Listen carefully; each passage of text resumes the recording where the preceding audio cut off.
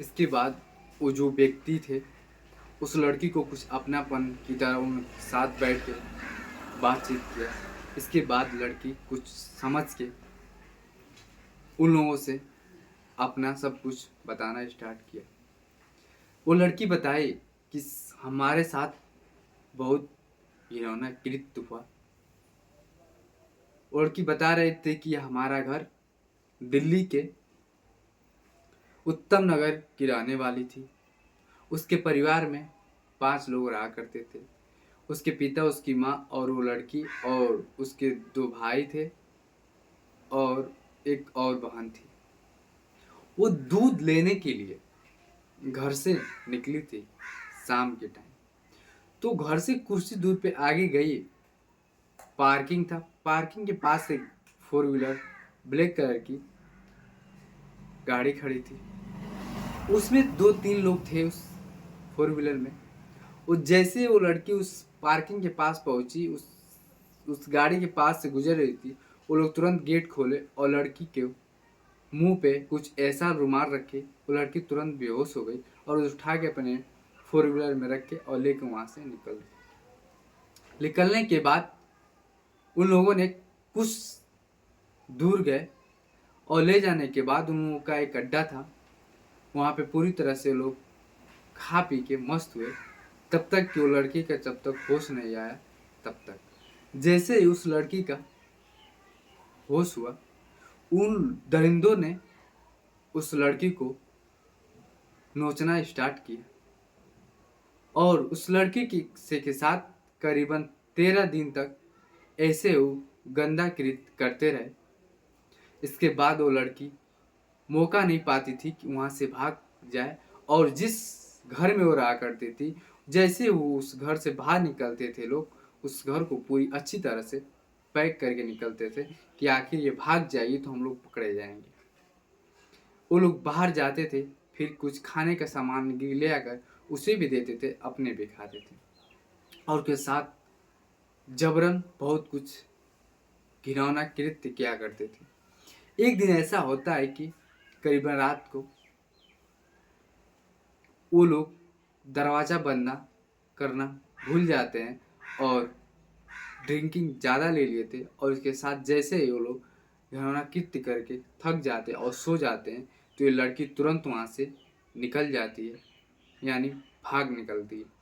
उसके कुछ ही देर बाद उन लोगों को पता चल जाता है कि लड़की इस रूम से भाग गई है। उन लोगों ने इसका पीछा किया तो कुछ ही देर दूर पे ये लड़की नजर आ गई।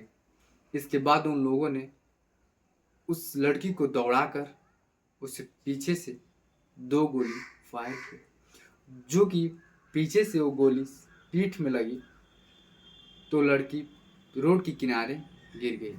इसके बाद जहाँ वो लड़की गिरी थी वहाँ पे सुनसान इलाका था। उन लोगों के मन में ऐसा आया, यानी ये लड़की मर गई है, अब ऐसा हम लोग करते हैं, यहीं पे उस व्यक्तियों को एक सामने कुआं दिखाई दिया, मरा हुआ समझ के उस लड़के को उस कुएं में डाल दिए और डाल के चले गए। कुछ देर बाद उस लड़की को थोड़ा होश आया, चिल्लाना स्टार्ट की, बट कोई वहाँ था ही नहीं कि जो उस बच्ची को वहाँ से निकाले। सुबह होते ही उस बच्चे ने उस कुएं के पास से जैसे ही गुजरा, उस लड़की के हालात यानी आवाज़ सुनी तो उस लड़की को बाहर निकाला गया। लड़की के घर वालों के फ़ोन किए गए तो उस लड़की के घर वालों वहाँ फौरन पहुँचे और लड़की पूरी बात बताई और जो लोग उसके साथ घिनौना कृत्य किए थे उन लोगों के बारे में पूरी अच्छी तरह से बताई। पुलिस कुछ घंटों बाद उन लोगों को गिरफ्तार करके उन्हें लेकर आई और ले आके उन्हें जेल की सलाखों के पीछे की। करीबन 9 साल तक ऐसा ही इसका केस चलता रहा, फिर भी उसके इंसाफ नहीं मिला और वो लोग जमानत लेकर छूट गए, क्योंकि गरीब इंसान को कोई भी प्रताड़ित करता है, बड़े लोग को प्रताड़ित बहुत कम होना पड़ता है, वो लोग वहाँ से बच के निकल गए। और इसी में उसके घर वाले भी उसका सपोर्ट उस लड़की का नहीं कर रहे थे। वो मात्र लड़की 13 से 14 वर्ष की थी जो उसके साथ इतना बड़ा घिनौना कृत्य हुआ। हम यही राय देंगे हमारे देश के नागरिक आप लोग ऐसा घिनौना कृत्य न करें जो कि समाज गंदा हो। और सबकी बहन बेटियां हैं, सोच समझ के आप लोग भी कदम उठाएं। इसी वक्त हम अपने बाड़ी को विराम देंगे। जय हिंद, जय Bharat. Hello so guys, love story Pradeep channel में आप लोगों को स्वागत है। आप लोगों के सामने एक सच्ची घटना के साथ फिर रूबरू होने जा रहे हैं। ये हम घटना आप लोगों को बताना चाहते हैं कि आप लोग इस घटना को सुन के हैरान हो जाएंगे कि आखिर समाज में चल क्या रहा है। अब इस घटना को हम बहुत ही दबे हुई चीज को आज हम बाहर निकाले हैं और आप लोगों के सामने हम पेश करना चाहते हैं। अगर मेरे चैनल में आप लोग नए हैं तो मेरे चैनल को सब्सक्राइब करें और ज़्यादा से ज़्यादा शेयर करें। हम बताना चाहते हैं आपसे कि ये जो घटना है उत्तर प्रदेश ग्रेटर नोएडा में एक जगह पड़ती है। उस जगह का नाम है सलेमपुर। सलेमपुर में एक गांव पड़ता है। उसके गांव के अगर पूरा सीमांत था, यानी पूरी जगह हरियाली से भरी थी। ये घटना है 6 दिसंबर 2015 की है। एक कुआं के अंदर से अजीब सा आवाज आ रही थी।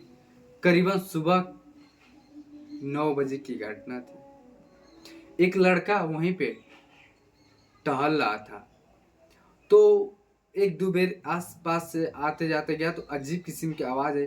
और जब लड़का को ऐसा समझ में आया कि लग रहा है कि इस कुआं के अंदर से कोई भूत है जो जोर जोर से कहरने की आवाज़ दे रहा है, वो वहाँ से जब ऐसा उसके दिमाग में आता है तो लड़का वहाँ से दौड़ के भागता है।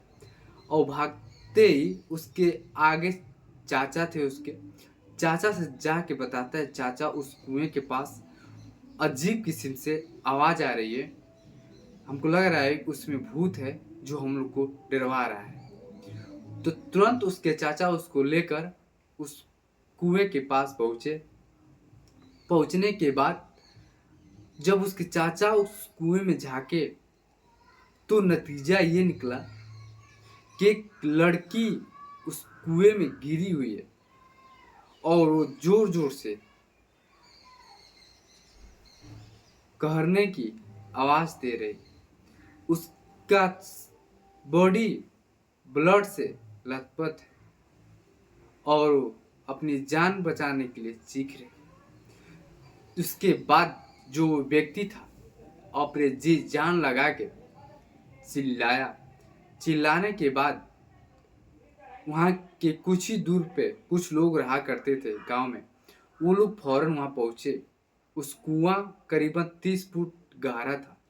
उस कुआं में देखे तो उन लोगों को समझ में आ रहा है कि इस बच्ची को निकाला कैसे जाए। उन लोगों ने तुरंत पुलिस को फोन किया। इसके बाद उस बच्ची को रस्सी के माध्यम से उस कुएं में कूद के उस बच्ची को उस कुएं से निकाला। जब उस बच्ची को बाहर निकाले लोग तो देखे तो उसे 2 गोलियां लगी। दोनों गोलियां पीछे से पीठ में लगी है। इसके बाद वो लोग देख के हैरान हो गए और वो लड़की बेहोश हो गई। इसके बाद वो लोग उसके नज़दीकी हॉस्पिटल में सरकारी भिजवाए। वहाँ पे ले जाने के बाद डॉक्टर ट्रीटमेंट किया। कुछ थोड़ा सा रिलैक्स फील हुआ। इसके बाद डॉक्टर ने कहा कि ये लड़की को कुदरत की देन है कि जो 2 गोली लगने के बाद यानी 12 घंटा पहले इस लड़की को गोली लगी है, ये अब तक जिंदा है। उस डॉक्टर तुरंत उस बच्ची को रेफर किया। पुलिस उस बच्ची को लेकर अपोलो हॉस्पिटल दिल्ली पहुंचे। उसमें उसका इलाज चल रहा था। कुछ दिन तक ऐसा ही 2-4 दिन तक वो हॉस्पिटलाइज थी। इसके बाद उसको होश आया। होश आने के बाद एक व्यक्ति जिन्होंने मजिस्ट्रेट साहब उस लड़की के पास पहुंचे, यानी एक और उन मजिस्ट्रेट साहब के साथ एक व्यक्ति था। होश आते कुछ देर बाद वो लोग उस लड़की से पूछे कि आखिर तुमको ऐसा हुआ कैसे। उस लड़की को अजीब सा फील हो रहा था। इसके बाद वो कुछ बता नहीं रही थी।